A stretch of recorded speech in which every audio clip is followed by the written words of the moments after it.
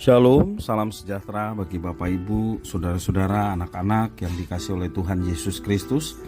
Berjumpa kembali bersama dengan saya Pendeta Eka di dalam renungan firman Tuhan pada hari ini, hari Senin 8 Agustus 2022. Sukacita dan damai sejahtera dari Tuhan Yesus kiranya menyertai hidup kita sekalian. Puji nama Tuhan.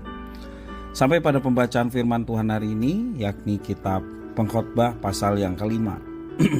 Kiranya firman Tuhan yang kita baca sungguh memberkati kita sekalian. Baik, sebelum kita akan merenungkan bagian firman Tuhan hari ini, kita akan terlebih dahulu berdoa. Mari kita berdoa.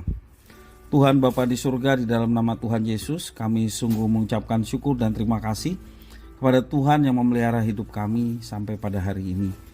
Kami mau terus belajar firman Tuhan dan mengisi hati pikiran kami dengan kebenaran firman-Mu. Mampukan untuk kami dapat memahaminya Tuhan.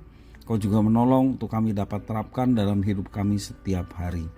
Terima kasih Bapa, inilah diri kami siap sedia untuk belajar firman Tuhan. Demi nama Tuhan Yesus kami berdoa. Haleluya. Amin.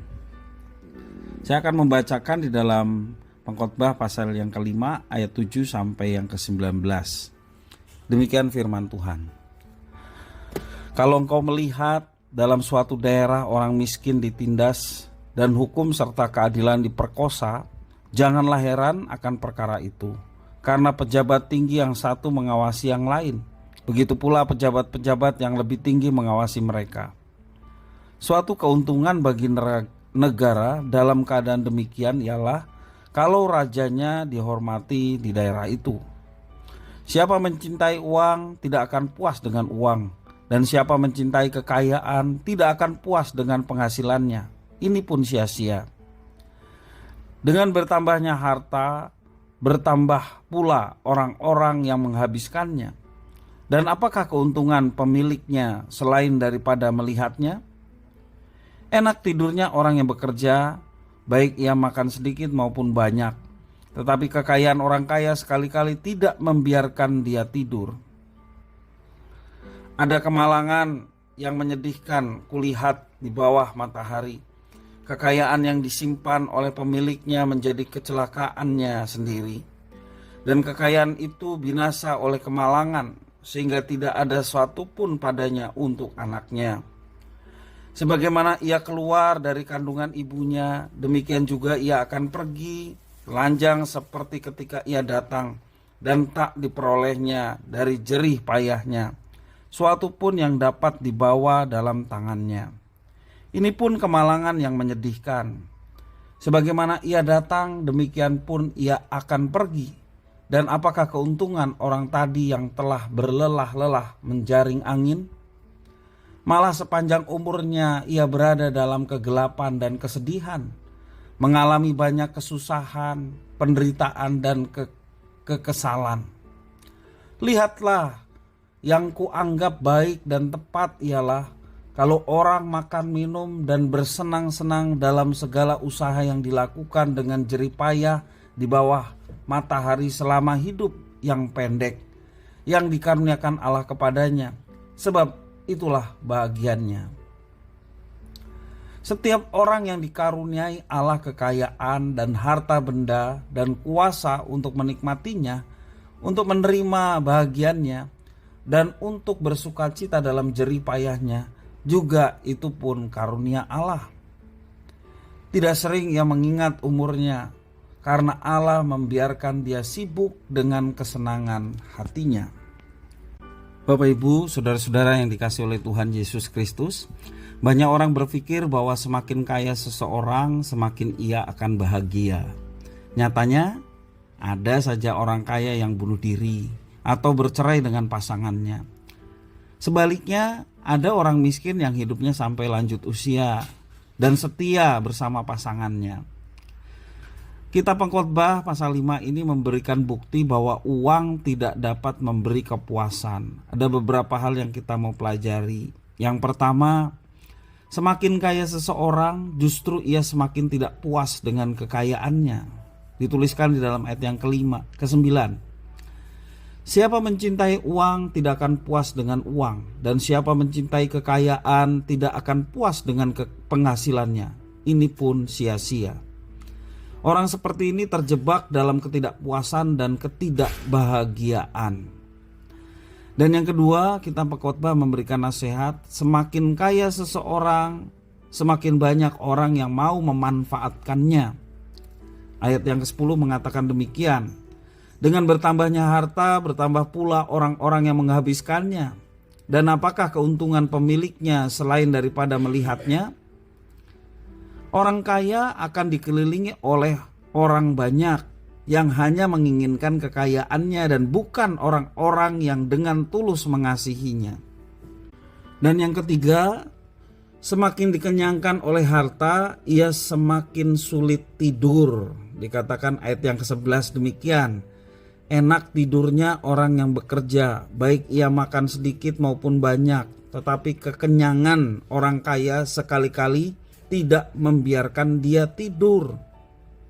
Mungkin perasaan khawatir dari seorang kaya itu, khawatir akan kehilangan hartanya, atau keinginan bertambah kaya membuat ia tidak pernah tenang dan tidak bisa tidur nyenyak.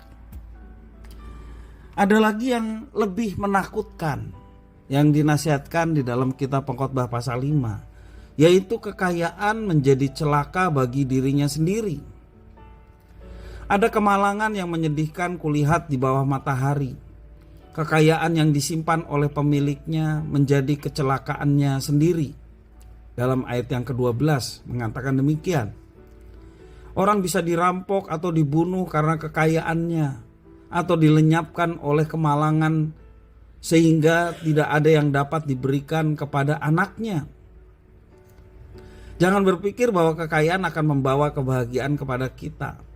Karena kaya tidak identik dengan bahagia. Bahkan cukup banyak sisi negatif dari kekayaan. Karena itu janganlah hidup ini hanya dipakai untuk mengejar kekayaan. Manusia hanya tahu apa yang sementara, sedangkan Tuhan tahu apa yang kekal, yang akan datang, yang akan terjadi. Itulah yang Yesus ajarkan kepada murid-muridnya. Dan kita pun termasuk murid-murid Kristus di abad ini. Yesus mengajarkan di dalam Matius pasal 6 ayat 33, tetapi carilah dahulu kerajaan Allah dan kebenarannya, maka semuanya itu akan ditambahkan kepadamu. Mari kita senantiasa mencari kerajaan Allah. Mari senantiasa kita mencari kehendaknya dan menggenapi kehendaknya dalam hidup kita. Maka apa yang dibutuhkan, apa yang diperlukan umatnya akan ditambahkannya tepat pada waktunya. Jika kita mau bahagia, sekali lagi jangan kejar kekayaan, tetapi kejarlah ketaatan, kejarlah sikap takut akan Tuhan, karena yang lainnya akan ditambahkan. Ketika kekayaan memberikan kekhawatiran, keselamatan di dalam Tuhan memberikan kebahagiaan yang kekal.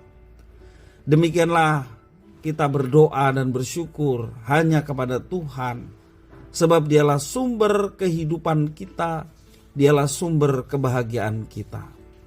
Jangan kita memilih yang fana, tetapi mari kita memilih perkara-perkara yang kekal, yaitu hidup dalam ketaatan, hidup dalam sikap yang takut akan Tuhan. Maka yang lainnya akan ditambahkan. Kalaupun Tuhan menambahkan dalam bentuk kekayaan, kekayaan itu Tuhan izinkan ada pada kita, dan itu sesungguhnya hakikatnya adalah milik Tuhan yang dipercayakan untuk kita kelola. Dan mari kita kelola setiap apa yang dipercayakan, termasuk ketika Tuhan percayakan kekayaan, untuk dapat melayani Tuhan, menghadirkan kerajaannya di bumi ini, sehingga nama Tuhan dipermuliakan dan hidup kita pun boleh menjadi berkat, pemancar terang Kristus dalam kehidupan sehari-hari. Kiranya firman Tuhan memberkati kita sekalian. Mari kita berdoa. Tuhan Bapa di surga, di dalam nama Tuhan Yesus kami sungguh bersyukur dan berterima kasih kepada Tuhan yang memelihara hidup kami. Dan kami mau terus belajar untuk dapat menerapkan firman Tuhan dalam hidup kami, sehingga nama Tuhan dipermuliakan. Terima kasih Bapa atas firman-Mu. Di dalam nama Tuhan Yesus kami berdoa. Haleluya. Amin.